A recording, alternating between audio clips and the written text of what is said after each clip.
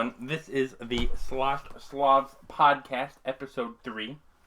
Uh, I do not have my other fellow Slav here. We have a new guest here today. Quentin Super, please introduce yourself. Yes, my name's Quentin Super, and a fellow member of the Standard, along with Zane Halaski. And Zane read my book, The Long Road East. I'm sure he laughed a little bit and cringed a little bit, but we're here today to have a conversation about that and probably a number of other things. Yeah, so I wanted to get into some pleasantries, but let's just go straight into it. Are you okay with that? Let's do it, man. I wanted to say, I haven't read all of your book yet. I'll be honest with that. I've read about half of it so far. I don't blame you. But I was like, man, I have to get one of my brothers on because the story is so surreal.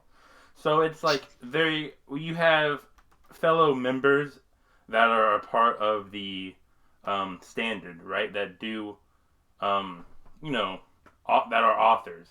For example, Sam knows how to write a book and knows how to talk about just everything that's real in a book. And that's why I wanted to interview you because you have somewhat of the same writing style as Sam Lacrosse, but I feel like yours is more real than him. Do you know what I'm trying to say?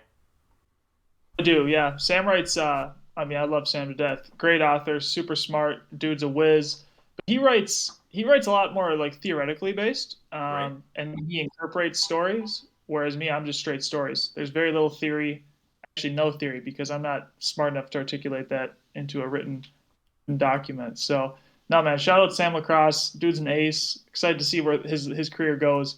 But I'm all narrative, man. All narrative. Yes, I could tell because this book that I was reading, The Long Road East, I believe is the one that I was reading. Yeah, The Long Road East. It's you added words that were not very politically correct in this book, which is okay because I want more real authors. So when it comes to Sam, he like writes that's very real, and when you write, it's super super real. So I just wanted to give you like a compliment of it because I am really what's the best word? I'm like really inspired to like write nonfiction books and just like tell stories about them. Because when I was reading The Long Road East, there was like a lot of stories in here that were just very real. So Sure, man. Well, hey, first and foremost, thank you for the compliment. A question for you, Zane. What word stands out to you as the most politically incorrect? Is there a word that pops into your head? You're like, man, that guy, he said this. well, okay, so to get so okay, so for what's it called? Um, evidence, right? Because evidence matters in everything, right? When Mhm. you for this podcast, we like to, you can curse whatnot, but we try to keep like racial stuff out of it. That's bad. I in the Slosh Slav podcast with my other fellow co-host, we're both Slavic, so we like to introduce our race in a good way, right? And we don't like to disparage other races, even though race is a part of the podcast. But for the background information, I think you were in a uh, like a truck or something because one of your bikes. Maybe you were talking about another trip you were having, but you had a bike problem, or one of your friends had a bike problem, and there was this really racist trucker, like a super duper racist trucker, who would just use the hard R or something like that. I'm not 100% sure in the story, but most people would just say something like the hard R, right? But you actually wrote it down in your book, which is good in my opinion because we need people who are real and you know to tell people the truth that yeah there are people out there that are like that and when that word I saw that that word I was like wow this is very real. Sure. Yeah, no, just to add some context, like you are totally right, Zane. My bike specifically, had broken down to the point where it couldn't function anymore. It had to go to like a shop. So, long story short, we call a tow truck company. They send out a guy. This guy's from like the backwoods of Michigan. Like, I think he had spent some time in Detroit, Hmm. and he's probably racist, right? Because he's using the N word very liberally. And you know what? You bring up a good point where like I did spell out the entire N word. Like I didn't just put like the asterisk, let's say, where I could have put the letters. In many ways, I feel slightly uncomfortable about that, but in many ways, like to your point, it's what he said and it's the truth. And you know, if you're going to tell a good story, in my opinion, you have to be authentic. And so, will there be some people who read that and are offended? Absolutely. But I don't know if they're offended because of what I wrote or because of what happened. Probably a mix of both. But it's an integral part of that part of the story. Again, I don't feel good about writing it. It's not like I like that word particularly. I think it's causes all sorts of problems. But that's what that guy said, and again, Right. he used it very liberally, and that's why I wrote it down in the book. So I was listening to your podcast with Sam Lacrosse, the Don't Listen to This podcast, and he brought up that this book is actually your second book. Is it your second book? Okay. So can you tell us a little bit about? I think you said you went to Canada for your first trip. What was that like? Yeah, so my buddy and I during spring break, like we're up in Minnesota where it's frigid and cold and terrible during March, and that's when we had spring break. But instead of going south to like Cancun or Florida, we went up north via bicycle to Winnipeg up in Canada. And Hmm. so that's what that first book is about. That book was just about a really tough adventure with a great buddy of mine where we're trying to pedal through like snow flurries and running away from rabid dogs. And I mean, dude, it was a great time, and I'm happy we did it, to be honest. Well, yeah, you also had a lot of amazing stories in the book that I'm reading about going through a rough time. One of my favorite parts of, I think it was in the near beginning, I'm not 100% sure, but you slept in a barn or something like that with horses or pigs or something like that. Is this the long road east? Yeah, yeah, you were. So one of the things I want to talk about in this podcast is I don't know exactly what a warm shower is. I don't know if it's a website or a forum, but you said one of the places you went to was like it was like up on a hill or maybe on down on a hill, and there was like a really weird family where very let's just say very midwestern like when they're like uh, they don't have Bro, the I'm from best the internet. Midwest. What's up? I'm from the Midwest, man. Be easy on us. Yeah, I know, I know. It's just, I don't know, man. It's like, I'll tell you what it is because I know exactly what you're referring to. okay, You're okay. talking about, so we go out, we ride up another monster hill, we get to the top, long story short, we end up at this farm. And dude, it's like very rural. Like this woman is not wearing a bra, like she's openly breastfeeding. Thank the Lord, no, we did not sleep on hay with horses. We did get to sleep in the basement of the house. But Okay. yeah, man, a strange environment indeed. Like I think at one point in time during dinner that night, like their child had almost fallen in the fire because like we were kind of just engrossed Whoa. in conversation. Yeah, man, it was kind of a nightmare in many ways. And then my buddy the next day or that night, he had actually drank some eggnog that was probably not too, let's say, well kept, and he did not feel too good. So that was, that's just one of several warm showers we stayed at. Warm showers, Zane, for context, it's like couch surfing. Do you know what that is? No, I guess I'm not very well versed on that. I apologize. I only know Oh, about good. this history, if you know what I'm talking about. So you know. Okay, I got you. I totally got you. Couch surfing and warm showers are the same thing in the sense of you message people online. You say, "Hey, I'm going to be at your house on May 20th. Can I stay at your place?" They say yes or no. Couch surfing is for everybody though, and warm showers is just for people who are exclusively traveling by bicycle. So that's why, yeah, the term warm showers keeps popping up, and I believe I explained that early on in the book, but maybe you missed that. And yeah, just give you some context. No, yeah, it's my fault. I even reread. Oh my gosh, sorry. I'm an author, I swear, guys, too. But I don't know how to speak sometimes. But I Oh, good. reread that part multiple times. I just really couldn't understand what it was. I couldn't get my concept around it. I thought it was like a forum, or maybe like a website that I would like have to sign up for. So that's my fault. Hey, maybe I didn't write it or explain it very well. So, there's always that possibility as well. So, um, when you write something into a story, what makes you add it and what makes you take that story out? Vice versa. What makes you add and what makes you subtract?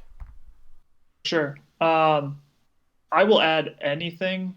Like in Long Road East, I added everything that happened, except there were a few things that were quite sensitive, and that's ironic because a lot of things in that book are sensitive. But there were some sensitive things that occurred, let's say particularly with women, that I had to omit, just for everyone's well-being. But in general, I try to include everything of relevance, anything that is pertinent to the narrative and the story. Actually, that when you talk about omitting some stuff, that brings up another question that I have. So for me personally, I went through the Amazon direct self-publishing route because you've read my book, correct? Volume one of my story. It's a very landish, out there story for people in the West. I wrote it in a Japanese way where a lot of Japanese fans would like it. But the reason why I didn't go to a publisher is I said there's no way in the hell they would allow me to publish this. What made you go through a publisher, and why the hell did the publisher allow you to write everything that you did? You know? Well, for a little bit of context, like it's a self-published book, meaning like Penguin or Random House, those big publishers out in New York City, they didn't pay me money to print this book. This was the company I originally worked with, Page Publishing. They were based out of New York City. I believe they're based out of Pennsylvania now. Um, Dude, I paid them $4,000, and they took me through the process that was essentially what a traditionally published book would look like. Only I was paying them to do it. Again, they were not giving me any money whatsoever. This was all me. I funded everything, and Oh, I really, yeah, man. So I don't want to like romanticize the book publishing process. Like it's tough, it's expensive, and you are not likely going to make an ROI on your investment at least right away. It's going to take a lot of time, and now I think I'm starting to get a little bit of that ROI, but it isn't even because I'm selling a bunch of copies of the book. It's just I've built a brand based off of these books and a lot of the work that I've done on my website. okay, okay, yeah. I mean, yeah, nah, well, I can't believe how much money and time you put into this book then because I remember a couple times you were talking with your buddy whose name was Sam, but not the Sam Lacrosse that we know. It was like a different Sam, am I right? Okay, so the Sam that you knew on the trip, you were like worried about money a lot of the time, and I didn't know. Maybe you were broke at the end of it. I haven't finished it, but it looks like you spent a lot of mental energy and a lot of physical cash and monetary value. Yeah, you spent a lot of money on this entire book. Oh, dude, just the books themselves. Like, so each book's about 4K to publish. So I published two books. I did an audio book for the second one. That was 4,200. And then, dude, think of everything associated with that. Facebook ads. Mm-hmm. Um, what else did I do? I did bookmarks, like book events, buying copies of my own book. That's another thing. If people are thinking about self-publishing a book, is so if my book MSRP is at $30, I'm buying that at half of the cost. So I'm buying it at $15. And so, dude, like I've probably spent a couple $1,000s buying copies of my books. So again, like these things add up really, really quickly. You kind of have to go all in though if you want to make a deal of it. You can't, in my opinion, you can't just dip your toe in the water when it comes to publishing a book. You have to be all the way in, and again, there's no guarantees you're gonna get an ROI. Oh no, yeah, there's no guarantee for getting an ROI, and that's why I kind of want to help out the people in the standard when it comes to their whatever. In the standard, I'm usually the first one to show that I actually bought something, or hey, I'm promoting this guy. And that's one of the reasons why I want to bring you on, is because this story needs to be told to more people, and any way I can give you some free advertisement, I will definitely do it. Man, I'm grateful for that. I'm grateful you bought the book. I'm grateful you made it halfway through. And dude, if and when you ever get to the rest of the book, like I hope you enjoy it and I hope it brings some value to your life. But yeah, man, I love what you're doing with everybody, Zane. And I'm really happy to be here on this podcast, and I'm sure we'll have just some crazy stories that come about here in the next hour or so. Um, So usually we talk about the alcohol fact in the beginning, right? But I just really wanted to get into the meat of it. So, did you bring an alcohol fact at all, or no? Yeah, I did. Okay, Do you want okay. to hear it? Yes. Grey Goose vodka is the best vodka in the world. Mm. It's a I fact. don't know. I would say that's pretty objective and more maybe opinion based, but I mean, hey. Oh shit. Okay, it's an opinion. My bad. All right. Here's a fact. Then, if you drink too much Grey Goose vodka, the next morning you will not feel like yourself. You'll feel a little bit Oh, hungover. Is okay. that Yeah. subjective or is that okay? I mean, no, because you did talk about a lot in your story, actually. Your favorite, I don't know if it has a name, but it was Grey Goose and Red Bull, or is that the name? That's the name, man. That's the GG name. Red Bull.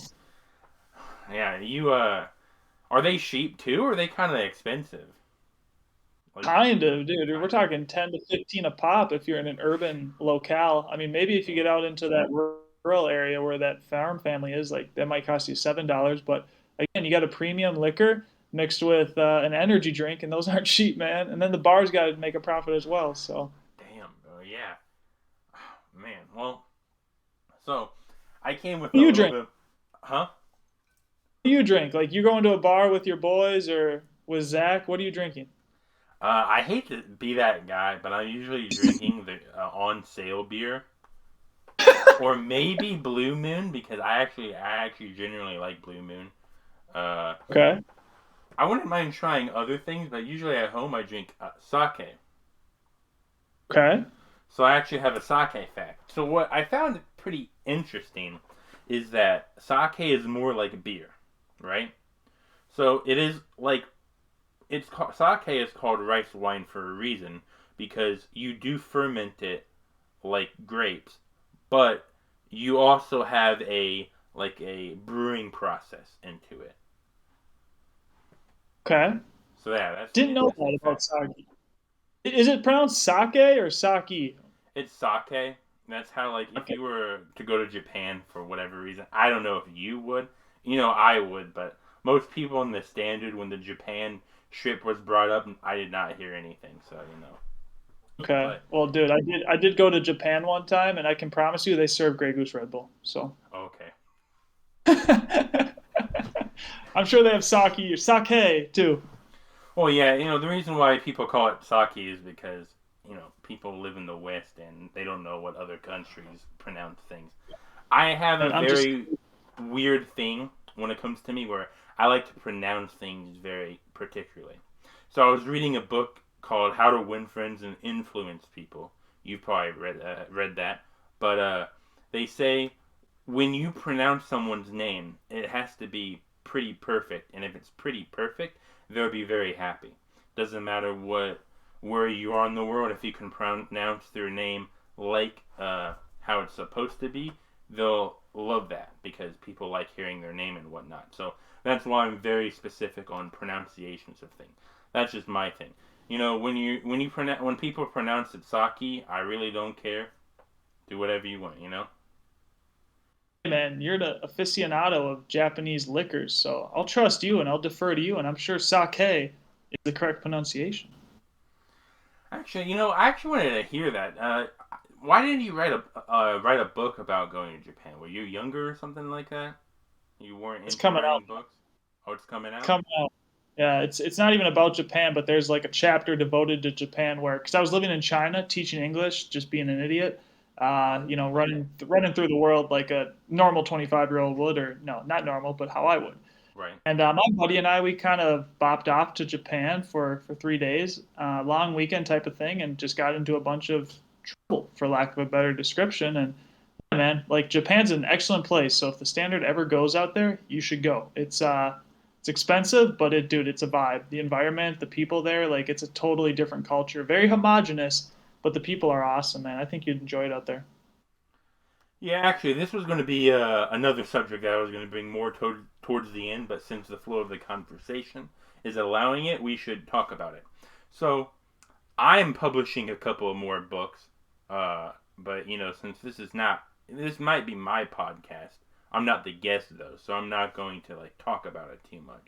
But what I want to know from you, are there any other books in writing? Like, how many books in writing are you writing right now? Just one. Ironically, I'm waiting for Sam Lacrosse to give me his feedback, and then after that, dude, I'm gonna cut another big check to the publisher and start the publishing process to get book number 3 on the shelves, likely in 2024. Okay, okay. Yeah, I can't wait for it, man. Yeah, man. I'm gonna finish this book, and then I'm gonna read. What's it called? The Long Road North. Correct. Okay, yeah, I'm gonna read the Long Road North, and then hopefully by 2024, I got both of them completed, so I can read your new book. Appreciate that, man. But yeah, man, how was Oh, not to spoil the book, of course, but how was like just going to like a different culture that's like you know that has a pretty big firewall. I mean, China, like where I lived. I mean, dude, it's once again a crazy place. It's unlike anywhere I've ever been. That was like the first place outside the United States that I had lived, and yeah, it was crazy, man. Beautiful women, excellent subway system, the food much to be desired, and it often left me like literally running through the subway trying to find a bathroom. But Mm. fortunately, I found a burger spot that was divine, and my buddy and I would go there all the time. That's China in a nutshell. But yeah, man, I mean, is are you curious about China at all, or is it just like, yeah, China, like they are what Well, they are? actually, yeah, I'm actually very curious about China. So China, has been going through a weird phase. I would say it's kind of like in a goth teenage phase right now, because like I was looking into it. 10 years ago, or probably when you were in there, they were actually more open to foreigners. Like they really didn't like see foreigners in a bad limelight. But now because of all the internal politics and you know this podcast is I don't want to get into it because it's way above our mindset on like what the subject of whatever we're talking about right now. It's like beyond the scope of our understanding. Uh, so much so that I can't complete my sentence without doing a run on sentence. But yeah, China, I am very interested in it.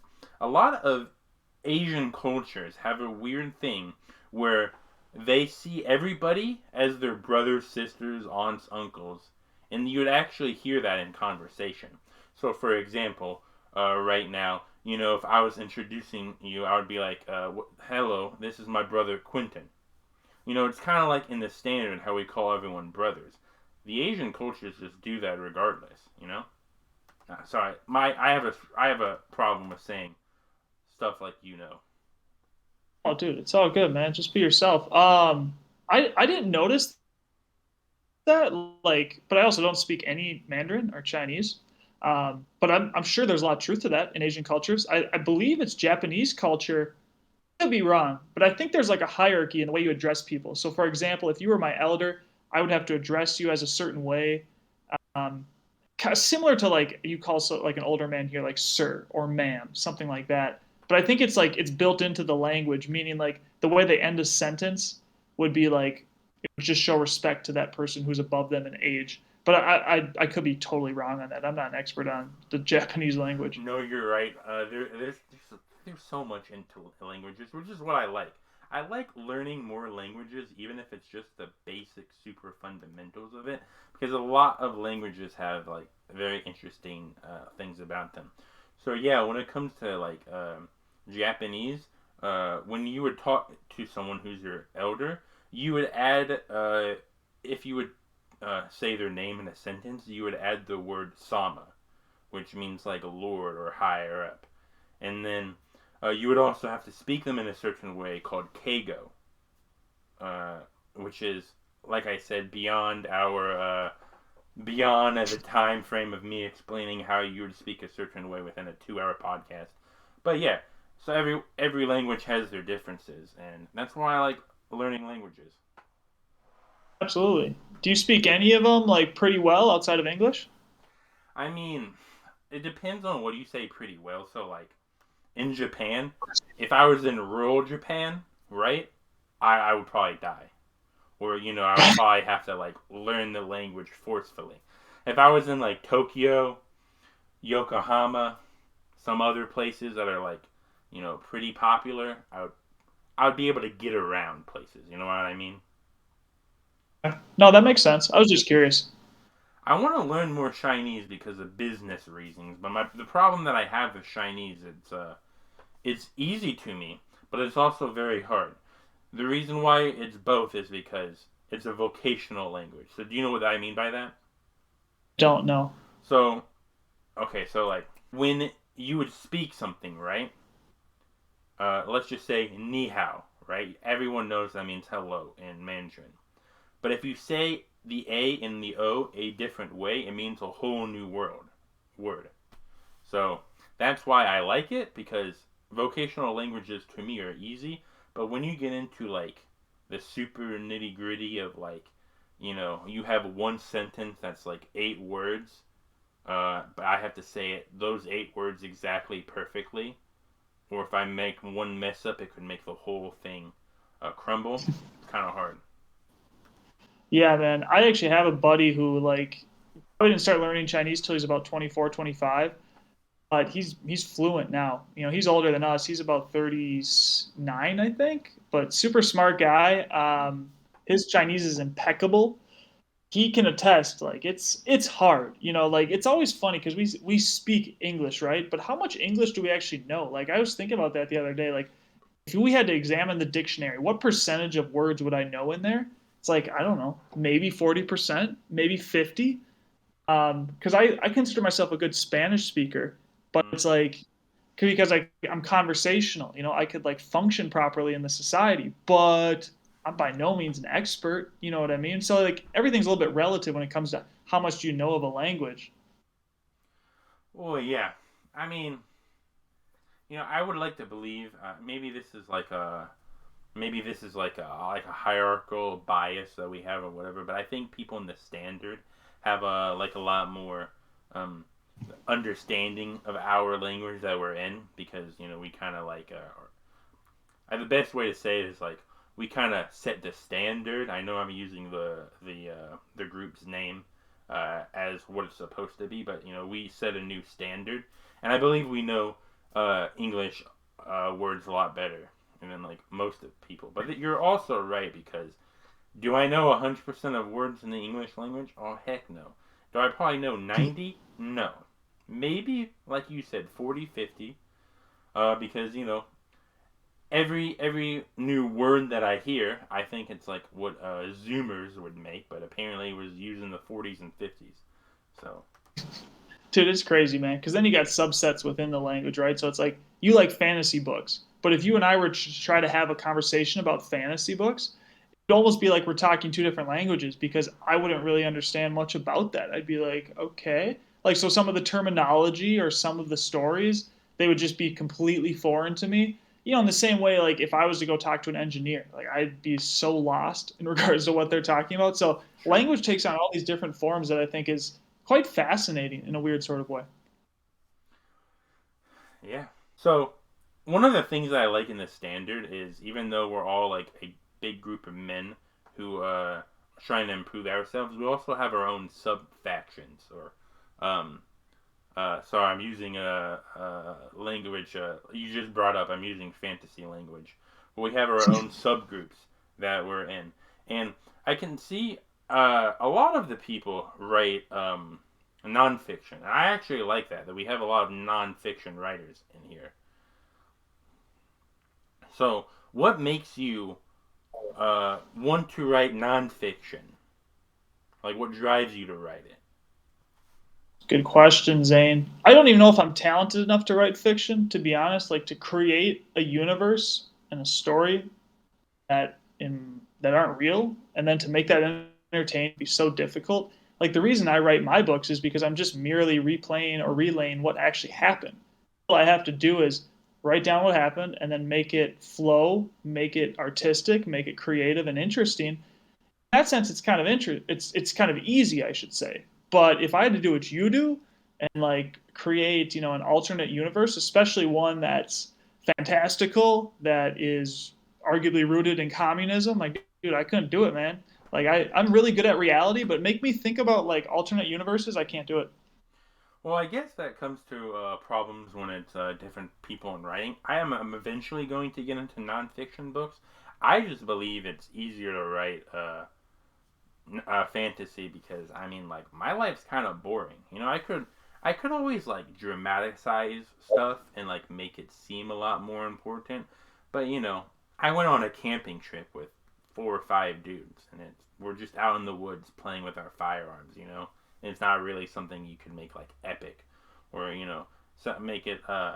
make it into a memoir like you guys do. You guys, well, not Sam, but you know how to write a memoir book, and I actually believe you have stories and lessons that are told through your stories. For me, it's very hard to do that because I mean, like we're just like I said, we're camping out in the woods, playing potential soldier, preparing for the end of the universe or something like that. But I could write a memoir or a story based off of that, but I just don't think it would be interesting.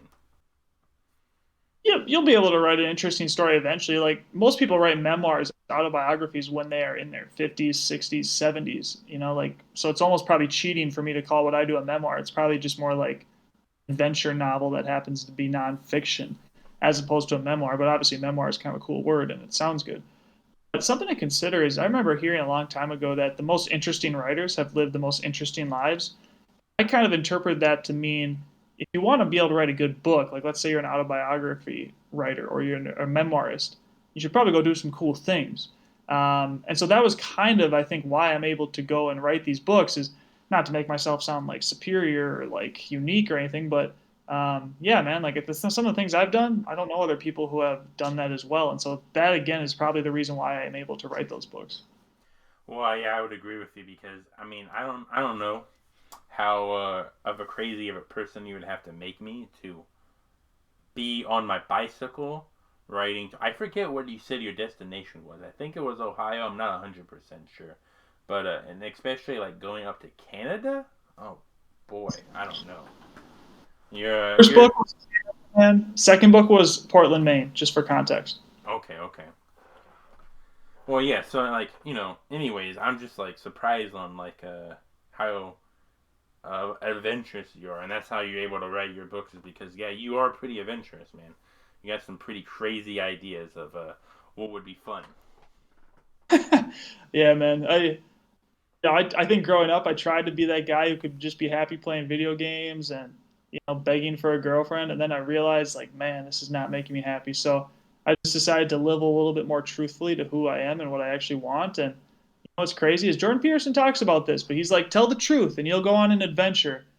I started doing that about a decade ago, and it did revolutionize my life in good ways and in negative ways. Um, uh, I know I went through all my notes. I didn't think it was gonna be this short, so we can talk about anything and everything now. All right, man. Well, dude, lead the way, man. I don't want to dominate your podcast. I'll answer any questions, or I'll ask you a question, and we can go from there. So when you were talking about your story in your story of how much pain and effort you went through, did you write it in the best way that you could, or do you think it was more painful than what you written down? Physically or emotionally? Uh, Emotionally. Emotionally, yeah, man. I tried to capture it in its true essence, and it was very painful emotionally. I mean, to give you an idea, it's like, dude, was dating this woman for a long time. Then I did some things to jeopardize that relationship. Subsequently, lost that relationship. Then my heart had a hole in it, man. There was a void that only time could possibly fill.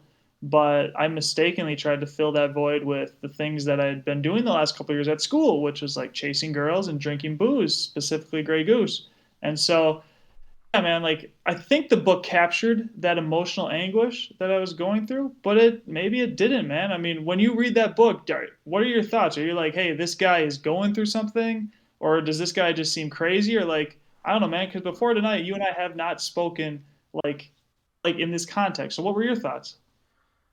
That's partly my fault. I've been more engrossed of like trying to improve myself, and I haven't made enough time for the Midwest boys, and I do apologize for that.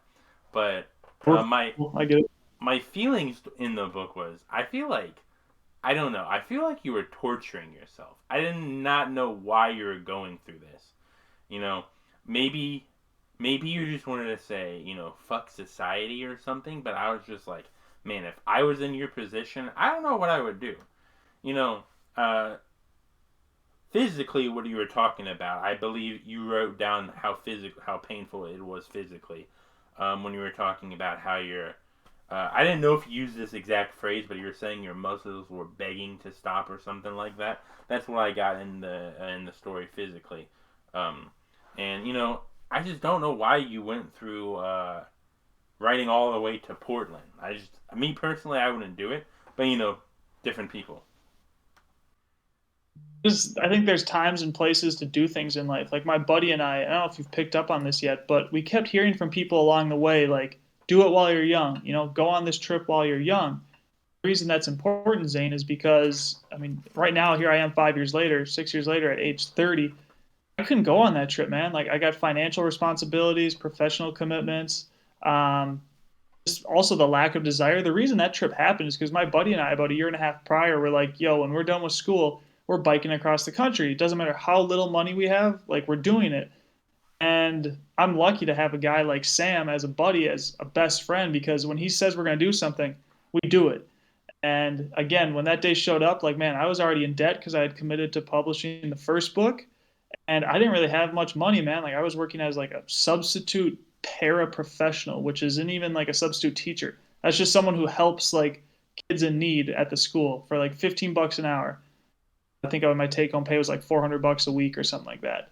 And I didn't have a lot of overhead, but my point being is like when we went on that trip, financially, I probably shouldn't have done it. I probably should have tried to use my degree and go get like a real job. But we said, yo, this is what we're doing. And kind of like a last hurrah to our college days, we went and we did it.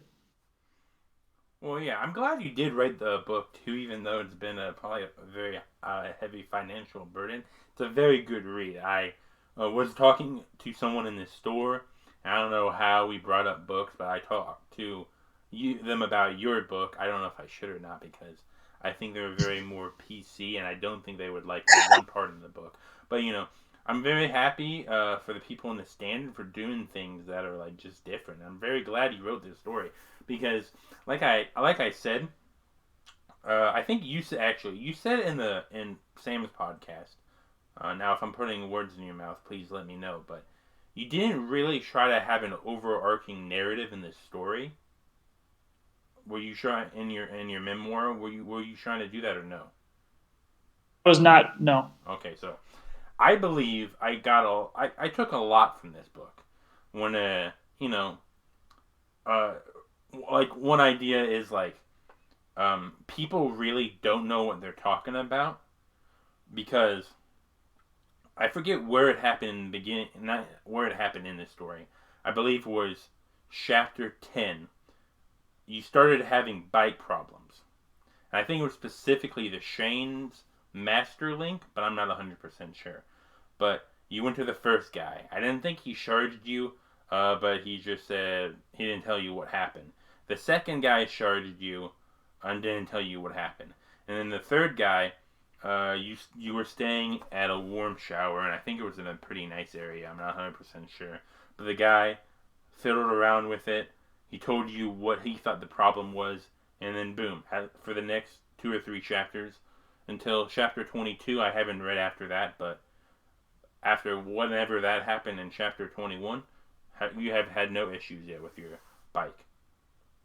I mean, that's what's crazy is like, it's kind of like a reminder in life of, there's a conventional way of doing things, but that doesn't always work out, right? So your bike's broken. Okay, bring it to a bike shop. Always do the trick, as evidenced by what you just described. But some random guy who's humble enough to say, "Look, I don't actually know how to fix bikes, but this is what I think is the problem."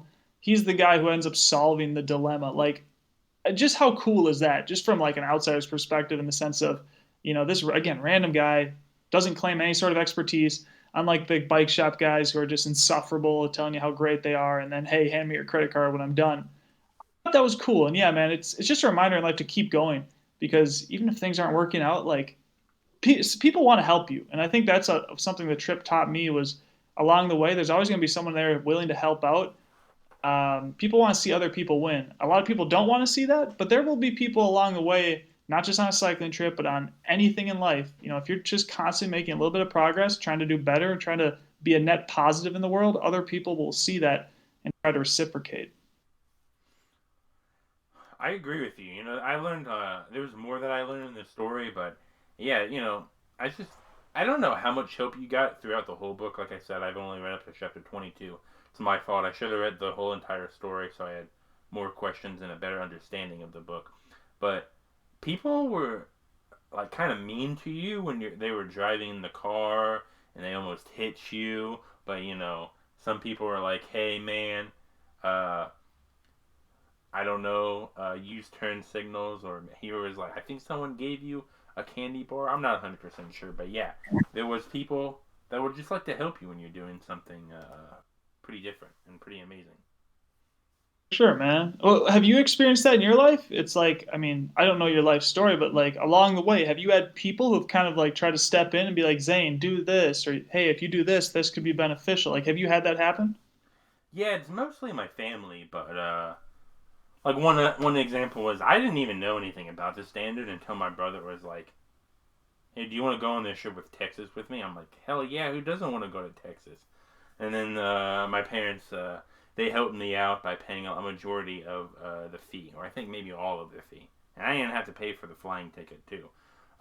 Random strangers though, kind of. I have my like most people, I have like a mentor or two that I talk to, but I really haven't been doing anything grandiose like a trip like yours. I haven't done anything You, crazy like that. man, one day, if you want to, you'll find a way to do it. So, do you want to do anything kind of epic? Yeah, I'm looking into it, but like I don't know. I just think, I mean, I guess we would have to see in the future, but I guess one of the things that would just be epic to me is just like I don't know, go on hunts. I don't know why, but you could. I have a one friend who actually I know why. I have one friend who's a Marine. He served for 3 years, didn't want to take the vaccine, and then he kind of got he didn't get discharged dishonorably. He was written off the books, is what he was described to me. So I don't know what 100% what that is. But anyways, he really wants to go hunting animals like boar, bear. So maybe eventually I will do something epic and maybe write a story about hunting boar and bear. But right now my problem that I have is I kind of want to focus on myself right now, try and improve myself, so then I can do this stupid, crazy stuff. Makes sense. What do you want to improve about yourself? Well, first off, I need that big boy money. So I'm trying to get into a career that, maybe like cybersecurity. I talked to, oh man, what's his first name? I only remember his last name is Muhammad. But the guy who I can't talk about it much because of his like security reasons, but he works for the U.S. government. And I talked to my brother about it, maybe programming. But the first thing is big boy money, and the second thing would be getting into shape, which I have lost a few pounds. So it's the slow things that are making things better and good. Well, I mean, if you remember my like what I just said probably 10 minutes ago, like, dude, you don't have to have all the money in the world to go do something crazy. In many ways, you don't even have to have any money. Now, I'm not advising you if you have no money to go and like book a plane ticket to the Philippines. You know, like don't go into debt to do anything crazy, but find a way. Like if you really want to go hunt a wild boar pig, for example, like dude, go find a way. As far as getting money, that is important. I mean, your bro, he makes pretty good money from what I understand. Like maybe have a conversation with him and see like, oh Zach, any tips, man? Like I think you have a couple of really good resources when it comes to that. Yeah, I also am planning on doing some crazy things because, like I said, I keep repeating that I've learned a lot of things from your story, and one of the things that I learned is sometimes you just need to be perseverant. So, like for example, uh, you were talking about how painful it was and how much after a good night out with Grey Goose and Red Bull that your stomach would be churning, but you just went past it and went through it. And so, that's one of the things that I plan on doing eventually is I plan on like just improving myself just a tiny bit, but then just going out and doing things since I'm young. I'm only 23 right now. I Hmm. probably have a good 7 to 10 years to do some crazy stuff before I can't no more. So I do plan on Yeah, doing some crazy stuff. and I hope whatever your definition of crazy is and a good time is, I hope you achieve it, man. Just make minimal steps to get there. Like every day, just do something to get a little bit better. It's cliche, but it works. Like for me, I'm able to like write these books not because I write 300 pages in a week. It's because like over the course of a couple of years, I'll put these books together. Um, Learning Spanish, dude, I take one lesson a week online, sometimes two, but every single day I'm reading Spanish, I'm practicing on Duolingo.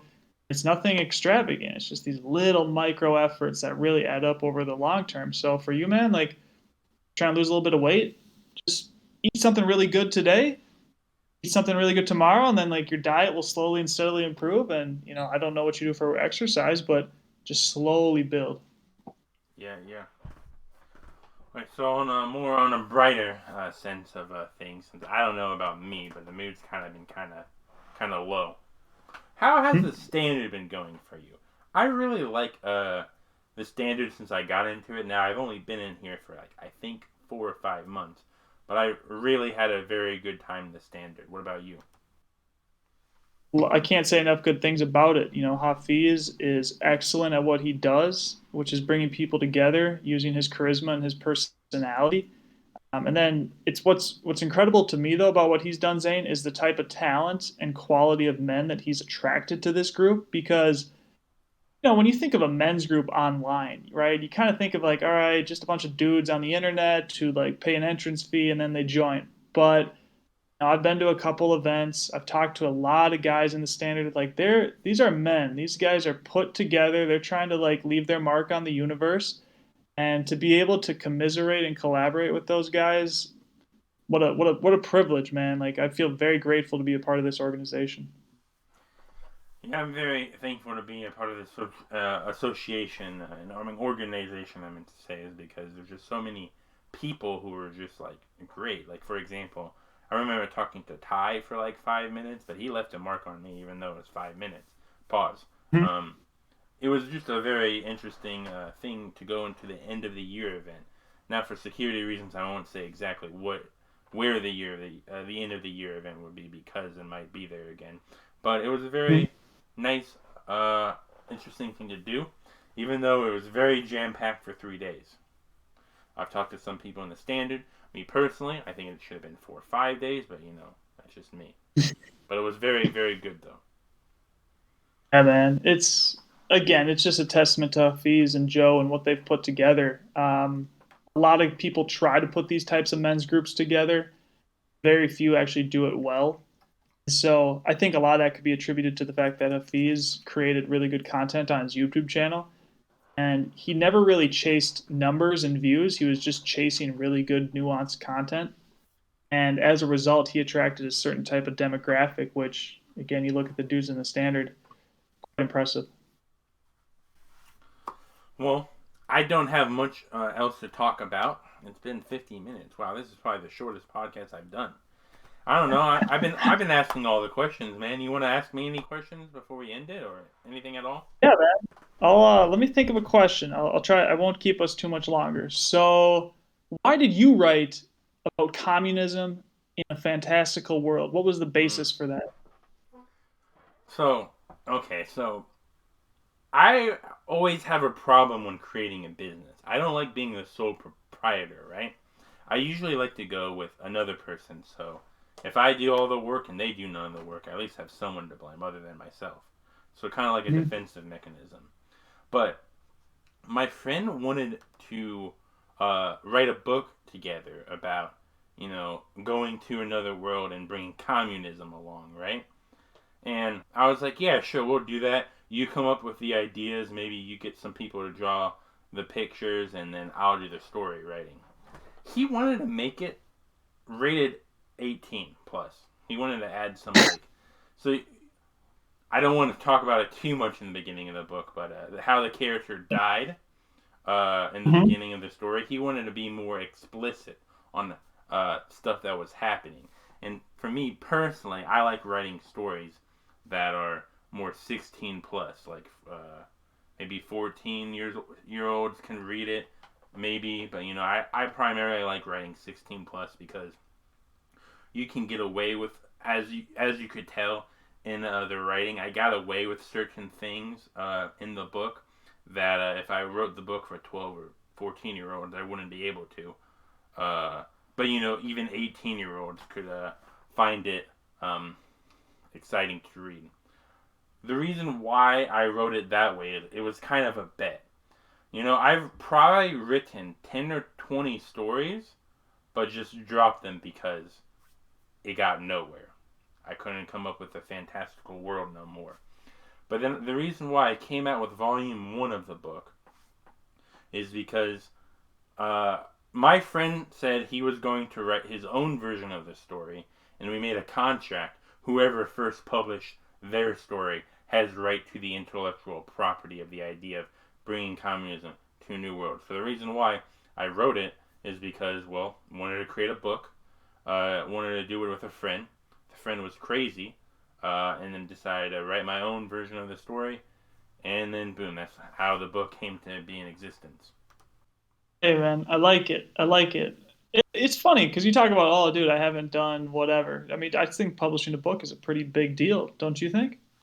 It is. I hate to bring other people's podcasts to it because then people, if you ever I blow up in social media for whatever reason, they'll have to go into other sources to get the full context of the picture. But I was hearing what you were saying on Sam Lacrosse's podcast that this is only the first step, was publishing the book. Another reason why I decided to publish the book how it was, even though it's not the most popular idea, is because, well, I just had to publish it. That was the first Mhm. step. I just had to publish it. Even though right now the one that I have published officially is the best product source of it, and you did get an inferior product, which I do apologize. But what a lot of things that I tell the people is the first step that you have to take is just publish it. Even if it's all messed up, you have grammatical errors everywhere, just publishing it is the first step. Sure, man. I think you did that. I hope it doesn't come off as overly critical. Like, I know we've had conversations about your book off camera and things like that. I just want you to win, man. And so like, maybe the first book didn't come out perfect, but you know what's great about that, Zane, is that second book you put out, it's gonna be that much better. The third one, et cetera, et cetera. And dude, I commend you. I give you a lot of props for making that effort because a lot of people they won't do that. They're scared. They're whatever, and you've made that leap. Like, dude, props to you, and just keep getting better. That's all you can really do. Yeah, I don't think it's bad if you're too critical in the book because now I'm not trying to throw you under the bus, right? I've talked to everybody in the standard. I said, give me your 100% review on how you thought about it, and you didn't give me the best review, but at least we're honest, So that's what I like, It's good when you're critically brutal with some people, because sometimes they just need to hear that. I'm not I do. being brutally honest with you because your book was just that good. Okay, I'm not trying to like. I'm not. I haven't read all of it, but I've read so far. Found no grammatical errors. Well, except when someone was talking a certain way, they talked a certain way. So of course there's going to be grammatical errors in that part. But other than that, I thought your book was super super good. That I had really no complaints about it at all. Well, dude, that really means a lot. I appreciate you saying that. Obviously, I write books, to make money and to build a brand, but people like yourself find enjoyment out of it and entertainment. Like that makes me feel real good. So, yeah, man, what was I gonna say? There was a point I wanted to add. I'm It I'm like escaped. Oh, sorry. I apologize. I'm like Yinka. Have you talked to Yinka? He gets lost in the sauce sometimes, and I got lost in the sauce quite a few times in our conversation. Oh yeah, what I was going to say is again, like the reason I was critical of your book is because I wanted, I think I just said this, but I want you to get better. Right. I want you to improve because I think the world will open up for you if you put out a really, really good book. Um, the reason I don't think it's good to lie to people and why it was probably, if it came off as harsh is because let's say, for example, I'm dating, right? I want to find a wife. And everyone in my circle tells me, you know what, Quentin, you are great. You're perfect the way you are. You don't need to change anything. Well, that's nice to hear. And like my ego will never be bruised. But what if I'm 35, 40, and I haven't found a wife, right? Mm. And all of a sudden I'm looking around. I'm like, well, hey, like well, all these people tell me I'm great, but I'm not getting the results I want. Something's not adding up here.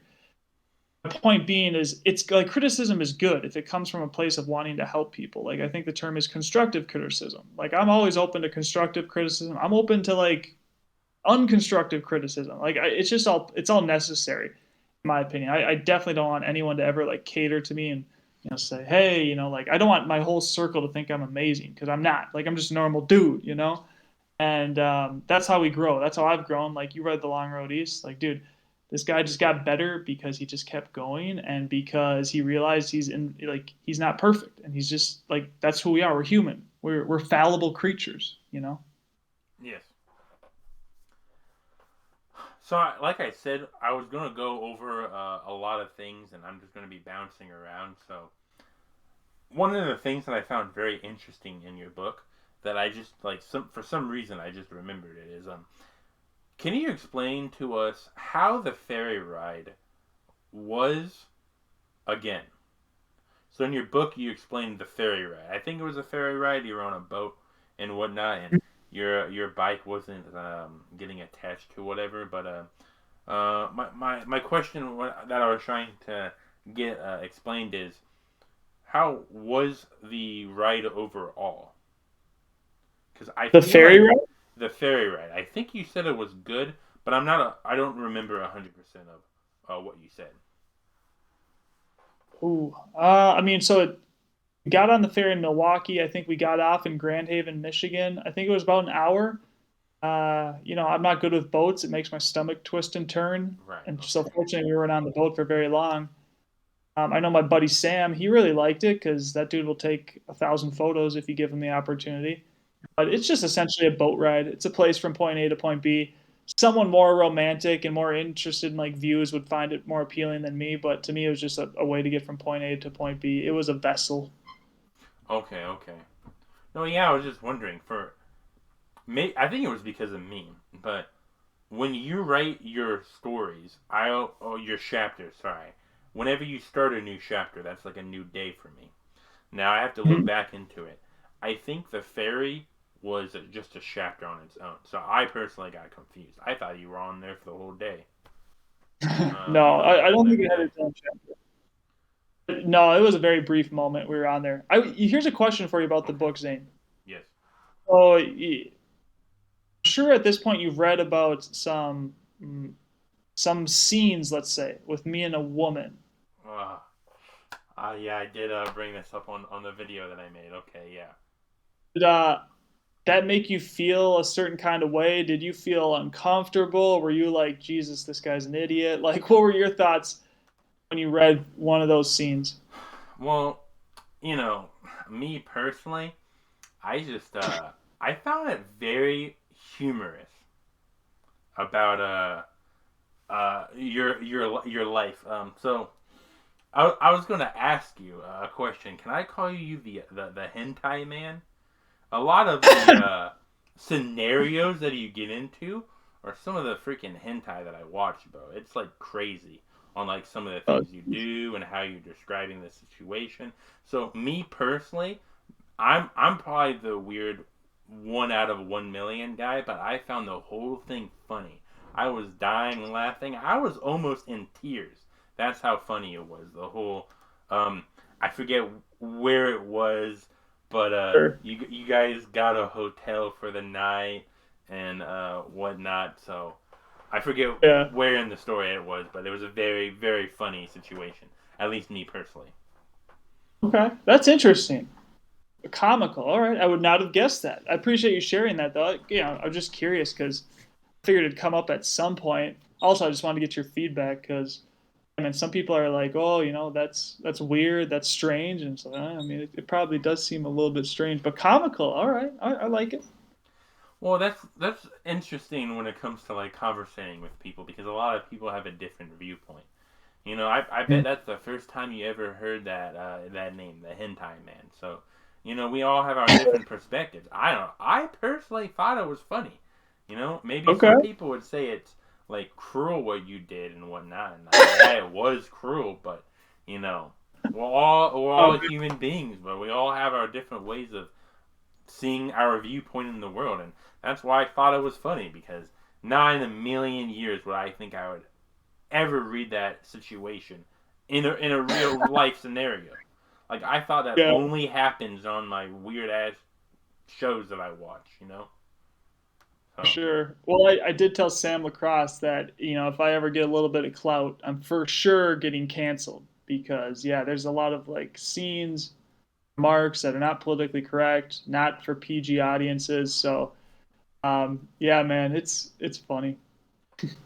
and that's what we need more of, though. We need more people who don't care if they get canceled, man. That's one of the reasons why I like Sam's book is because he just says what it is, and we need more Mhm. people like that. So, for example, maybe this is my fault. Maybe I don't understand the story 100% when he was writing, but he was talking about someone in a book. Maybe it was a movie that they had a gun, but the people didn't want them to have a gun because guns are scary. Well, more people brought guns, and the only person who knows how to use the gun or the tool, right, uh, went away because they didn't want to deal with the family's bullcrap. So, and he explained that, a lot of people have the misconceptions. It's just a tool. Depending on how you use it, someone could do it for an evil, use it for evil nefarious, or people could use it for good. So Oh we yeah, need more writers like you who just tell the truth. I agree. I agree. But our society, and I see this is either going to be a reason why in 15 years, and again, I think I told Sam this, I'm either going to be canceled and like imprisoned if we live in like a communist nation, like if the United States just goes nuts. Or dude, I might like really pick up some serious momentum. People might vibe with me is because like people are starving for the truth, in my opinion. And so at a certain point, it's going to become a matter of they're so hungry for the truth that they can't stand all this woke PC stuff anymore, that they just gravitate towards authors like Sam Lacrosse or me. Or people are just going to be like, okay, government, do what you want with me. I'm going to become so numb. I'm going to completely submit to you. And people like me will just be removed from society. It's going to be one or two directions. I still love this country, so I think like my way is going to work out, and I might get a little bit of clout or publicity. Who knows, man? Like to me, you have to live authentically and truthful. Other people would say like, no, live to not ever offend anyone. Like any bad thoughts you ever have, those are wrong and they should be shoved into the crevices of your mind. But dude, to your point, Zane, we're all humans.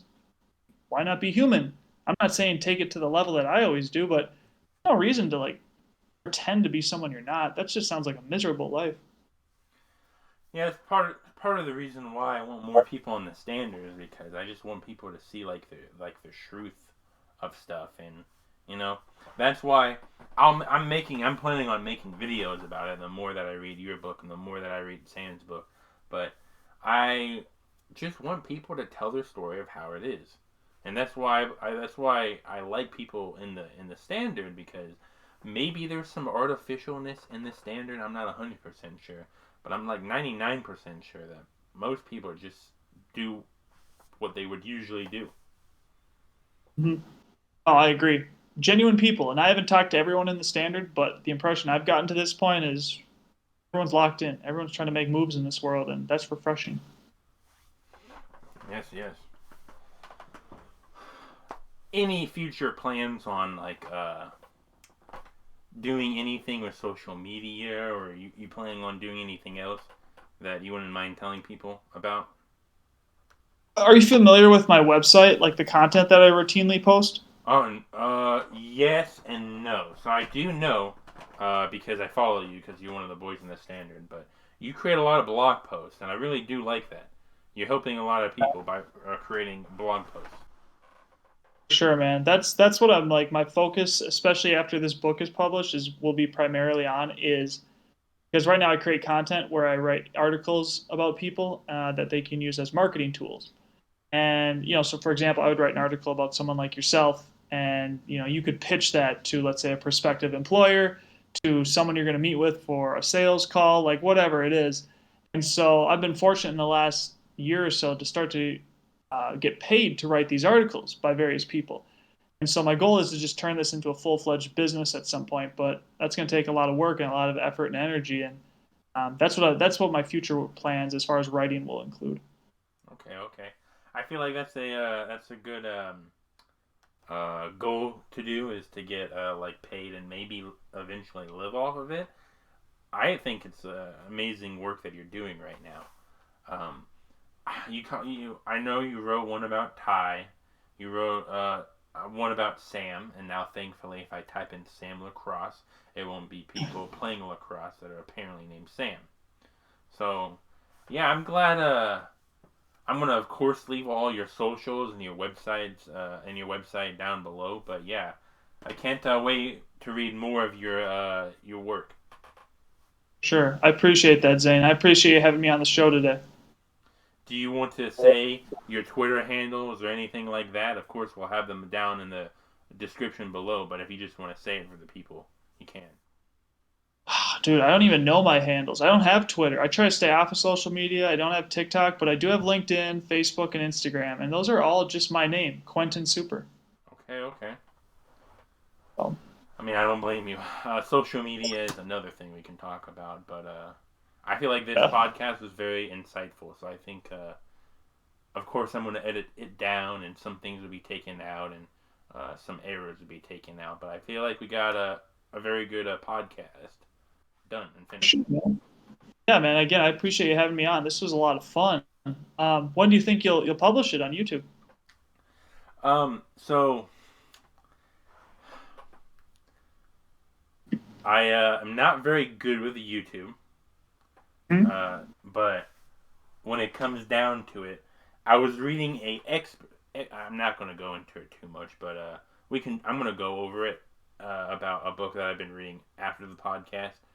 But I think it'll be probably in a month. I'm going to shoot for 2 weeks. Okay, sounds good, man. Just curious. I know, like, I know sometimes it's a couple days, sometimes it's a couple weeks. So just wanted to mentally prepare.